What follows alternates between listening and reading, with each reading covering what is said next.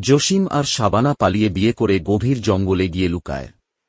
খাবার বলতে এক বোতল পানি আর একটা বস্তায় মুরগি। শাবানা বলে, এই জঙ্গলে রান্না করবি কেমনে? জসিম বলে, আমি ইউটিউবে শিখছি। তারা আগুন জ্বালাতে যায়, কিন্তু জসিম লাইটারের বদলে ফোন বের করে আগুন ধরাতে চায়।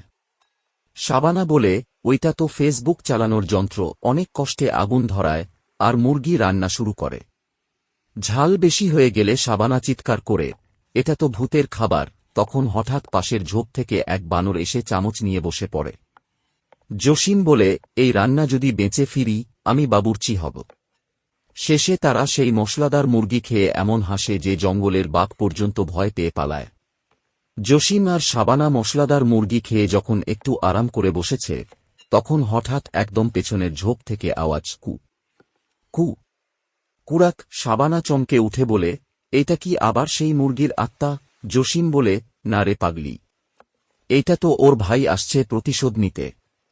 এই কথা শুনে দুজনেই ভয় পেয়ে একদিকে দৌড় দেয়। দৌড়াতে দৌড়াতে শাবানার হাত থেকে একটা লেগ পিস পড়ে যায়। পেছন থেকে এক বনরুই সেটা কুড়িয়ে নিয়ে গাছের ডালে উঠে খেতে থাকে।